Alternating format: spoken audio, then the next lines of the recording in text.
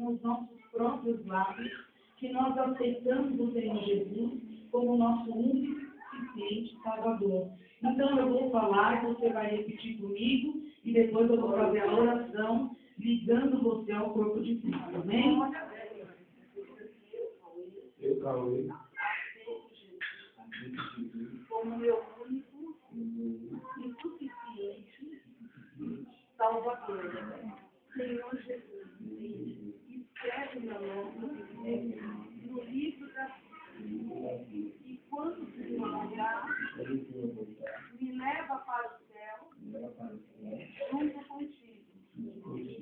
Agora fecha os teus olhos. glória, glória, glória a Deus, aleluia. Senhor, meu Deus, Senhor Pai, Glória. nesta noite, a palavra aqui, aleluia, festa no céu, porque a festa no céu quando o pecador se arrepende, e nesta noite, meu Senhor, o Cauê se arrepende de tudo que ele tinha vivido, de tudo que ele tinha feito, meu Pai, o Cauê quer uma novidade de vida para ele, então nesta noite, eu ligo o Cauê ao corpo de Cristo, meu Jesus vai escrever o nome dele no livro da vida, meu Pai, quando o Senhor voltar para buscar a igreja, meu Deus, o Cauê vai estar conosco, nesse lugar, a subir ao céu, porque ele também tem uma morada preparada, ainda hoje, meu Jesus, ensina a oração de poder, meu Cauê, começa a guardar, começa a orar, começa a transformar, entra na casa dele,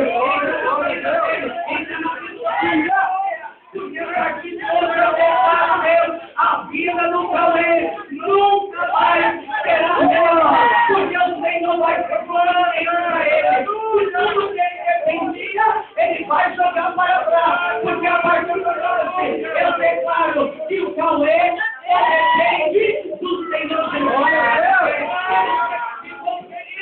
Porque a nova geração está descendo, glória a Deus, glória a Deus, aleluia, glória a Deus,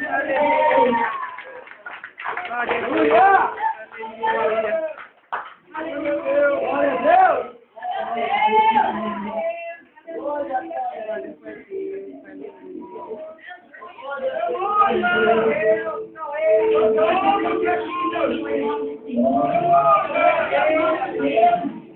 glória a Deus.